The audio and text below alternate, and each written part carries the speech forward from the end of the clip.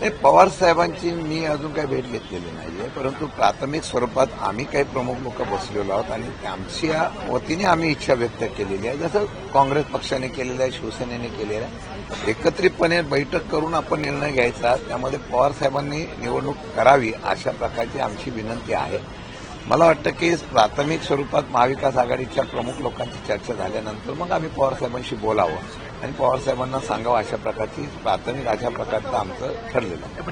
नाही, आता शेवटी ज्यावेळेला निवडणुकीच्या बाबतीमध्ये निर्णय घ्यायचा असतो त्यावेळेला वेगवेगळ्या प्रकारचे, आता विधान परिषद आहे, विधानसभा आहे, विधान परिषदेच्या नंतर अजून काही निवडणुका होतात, त्यावेळेला चर्चा होतात, त्यावेळेला इच्छा व्यक्त केली आणि तशा प्रकारच्या प्रत्येक पक्षाने मागणी केली तरी एकमताने, मी त्या दिवशी सांगितलं, एकमताने आम्ही 100% एकमताने एक नाव काढून आणू. नाही, आता जर तरच्या गोष्टीवर आता हा पडदा पडलेला आहे.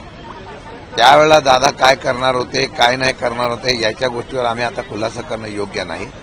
परंतु मला वाटतं की येणाऱ्या काळामध्ये 2029ला स्वतःच्या ताकदीवर उभं करण्याचा प्रयत्न करणं हा प्रत्येक पक्षाचं त्या ठिकाणी काम होतं. त्या प्रकारचा चर्चा, त्याच्या प्रकारच्या निर्णय घेण्याची प्रक्रिया आम्ही केली होती. आता दादा गेल्यानंतर तो विषय संपलेला आहे.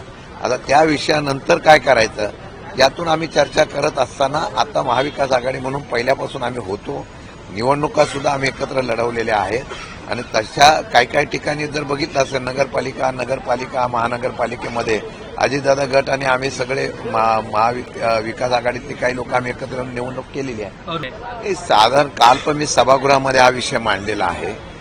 जर एखाद्या कंपनीवर बंदी घातलेली असेल, त्या बंदी घातलेल्या कंपनीच्या संदर्भातून गुन्हा दाखल करावा.